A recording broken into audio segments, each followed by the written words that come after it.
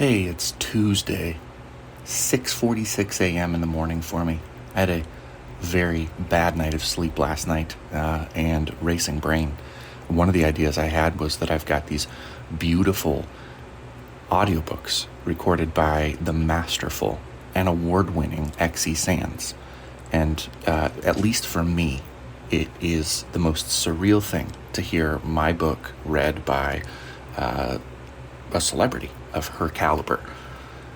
There was cost associated with hiring a celebrity to read my book, and I thought the day that somebody figures out how to make you feel like you just got Christmas morning, but you had to pay several grand for it, they've really tapped into something, and I think that's what's happened here with X.E. Sands. So first, let me recommend her highly, and I want to give you for free the retail sample, which you can find on Audible once the books are released through Audible.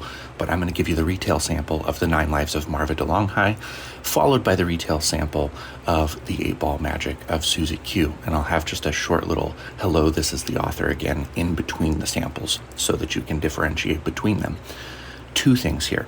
This is going to be a very short episode, but I want to offer anybody listening, and this goes to anybody listening, a free copy of the audiobook of your choice for a fair and honest review.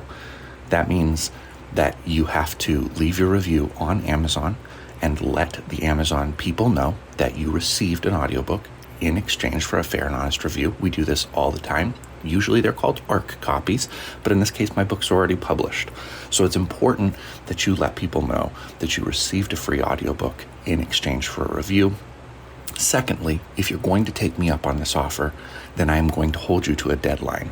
So know that you're able to listen to it while you're driving. You're able to listen to it at your office. You're able to listen to it in the evening or while you're doing chores, and give it enough attention that you're willing to leave the review regardless of your feelings. You may listen to it and feel like the book is trash, and I welcome you to go ahead and leave that review.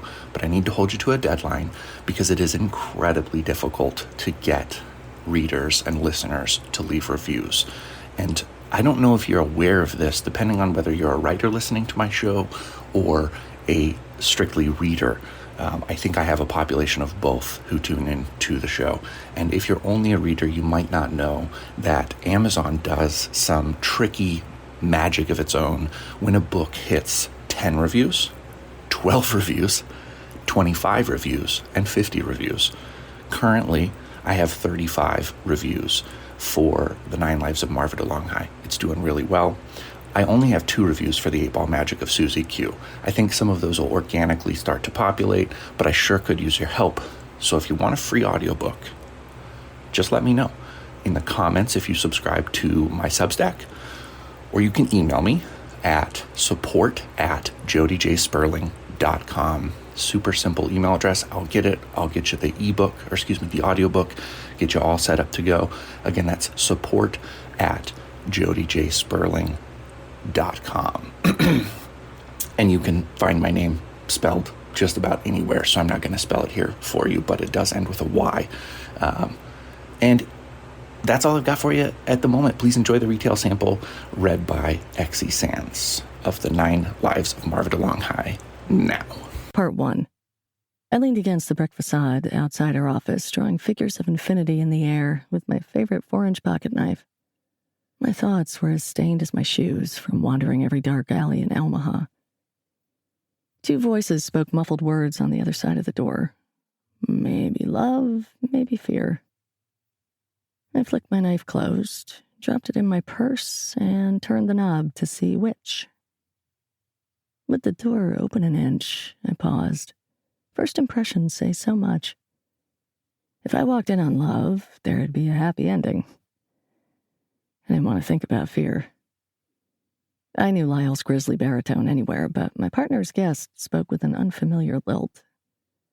When I stepped into the office, the conversation paused. Lyle pointed a ham and cheese hoagie at me. A smile formed around shreds of lettuce and a dribble of mustard. Luke, we were just talking about you. The tableau I faced wasn't love, though Lyle might have thought otherwise. The woman opposite him had yellow hair. She wore high-heel shoes. Lipstick was everywhere. Some faces look made for bruises. I shook my head to shoo the lopsided thoughts. Extended my hand. Detective Mia. Some people call me Little Cancer, and not just because I was born in July. A fat lip didn't stop this woman from showing a seductive smile.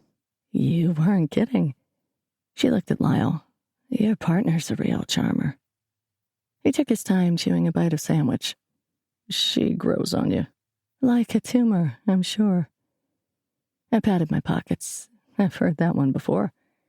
My cigarettes were somewhere. Before I found them, Lyle said, "Let me finish eating, huh?" He hated the smell of smoke. I slipped a hard pack of pyramid menthol from my jacket and tapped a clamshell in my palm. When do you think that'll be? He tongued a piece of ham lodged in his gums. Maybe you should consider quitting. I tossed my smokes on the office desk next to the rent bill. We were several weeks past due and 2 lost cats from destitute. I gave Lyle the finger and looked again at his guest. What'd you say your name was? I didn't. She cradled her cheek in her hand like no one had ever loved her. Marva DeLonghigh. I was just telling Mr. Cooperchank how someone's trying to kill me. I smiled. Death gives meaning to life. Let me guess, you don't know who it is. I have a few ideas, but it seems I'm growing short on time. It's almost endearing that Lyle won't correct a person when she butchers his last name. I spoke on his behalf. It's Kapuchnik, by the way. Tossing a fist-sized chunk of bread and meat into his mouth, Lyle uttered a sound like a gut-punched boxer. I moved a step closer. If Heimlich Maneuver isn't a band name, it should be. He put his hand out to ward me off. A smear of mayonnaise shaped like a bear clung to his palm. We waited for choking or monologue, whichever came first. On both accounts, we were disappointed. Luke, he swallowed hard. Get us some drinks, huh? What if drinks not been a good idea? I've tweeted this question multiple times, and no one yet has posed an unreasonable setting. On my way to the kitchenette, I snagged my smokes. Neat or on the rocks? Lyle and Marva answered in unison. I struck a match and walked it to the refrigerator. A moment later, I returned carrying 2 highballs of Magdalen bourbon, neat, in my right palm, and 1 on rocks in my left. A cigarette smoldered between my lips, wisps of smoke drifting toward my face. I couldn't decide if my tears were from the smoke or because I'd glimpsed the future. One of us wasn't going to make it out alive. Alrighty, that was beautiful, wasn't it? And what I'm going to do now is just let you listen right into the retail sample of the 8-Ball Magic of Susie Q. Reminder, if you want those free copies, email me at support@jodyjsperling.com. support@jodyjsperling.com. Here is Exy Sands reading the 8-Ball Magic of Susie Q. No one ever butters you up for nothing. I sipped my coffee and made a point of not touching the offered liquor. I don't break laws, and I don't give friends and family discounts. You might think I was behaving presumptuously, assuming the lady meant to engage me for an investigation, but what kind of detective would I be if I couldn't smell desperation? And I don't accept bribes. On second thought, I made like Houdini and disappeared the bourbon because thirst is elusive and I'm a hunter. Susie Q. She offered her hand. It was soft and white, the way swans are supposed to be, but never are. I held her grip a beat too long. When we broke, she reached again into her pea coat, and I thought if she offered any more bourbon, I'd stick her with my breakfast ticket and make tracks, because that much booze would be a stand-in for guilt. Instead, she produced a magic 8-ball. It had the heft of an antique. This 8-ball says you're the one for the case. These days, toys are made to break.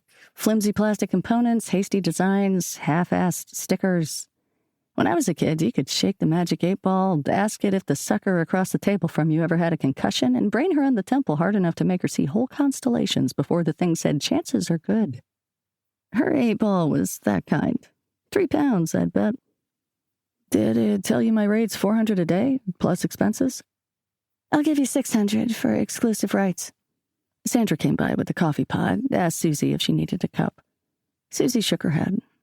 Sandra crossed her arms and narrowed her eyes. I told Sandra Susie was picking up the tab, so I'd take one of those fancy hot cocos with the whipped topping and Hershey's chocolate syrup. That earned me a wink, and Sandra's winks are something I covet. If I haven't mentioned, Sandra's one of the few people I think of as a friend these days, and she may be the only person on this planet who can outsmoke me. She can squeeze a pack into an 8-hour shift and still serve 20 tables without anyone having to wait for refills. It's more magic than a stupid 8-ball, that's for sure. When she left to get my drink, I shot a sidelong glance at Susie, so she understood who was boss.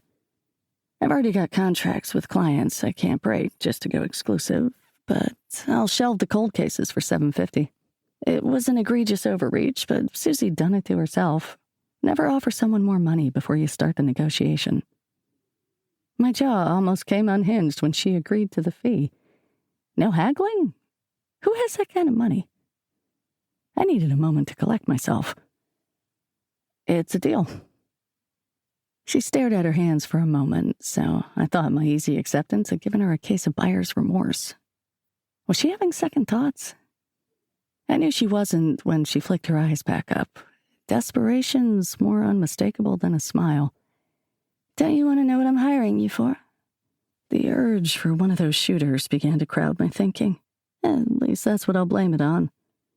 Lady, for that kind of fee, you could ask me to quit smoking and I'd give it my best effort.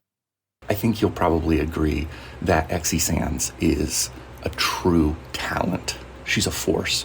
And I know for myself when I listen, especially because these books are in the first person, that her voice has become the voice of Luke for me. In fact, I'll tell you, and I think I maybe have even alluded to this before, I've not outright said it on the podcast.